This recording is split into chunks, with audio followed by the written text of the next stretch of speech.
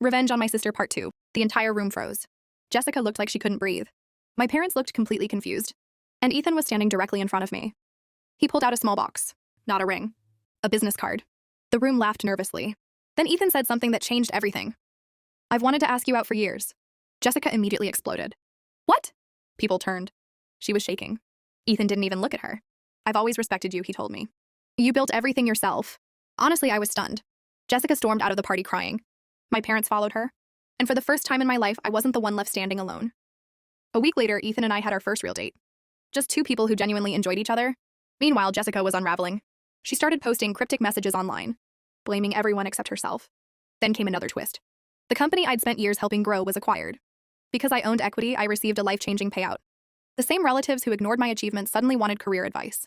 The same parents who couldn't afford music lessons suddenly wanted weekly dinners. I noticed the timing. So did Ethan. Then Jessica made another mistake. Trying to keep up with appearances, she financed a luxury lifestyle she couldn't afford. Expensive vacations, designer bags, new car. Eventually, the debt caught up. My parents spent years rescuing her. But now they were exhausted. For the first time, they couldn't fix everything. One evening, they invited me over. Something felt different. My dad finally said the words I'd waited decades to hear. "We should have treated you better." My mom started crying, not because they suddenly understood my childhood.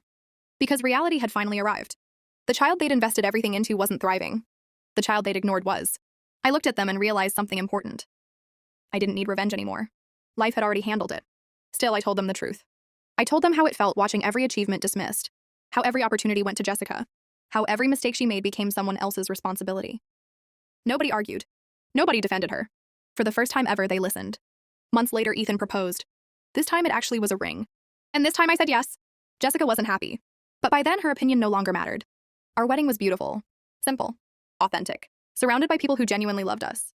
During the reception, Ethan whispered something that made me laugh. "You know, your sister spent 10 years trying to impress me." I smiled. "What changed?" He squeezed my hand. "Nothing changed. I was just waiting for you to realize how incredible you were. Today, we're happily married. I built a career I love. I built financial freedom. I built a life nobody handed to me.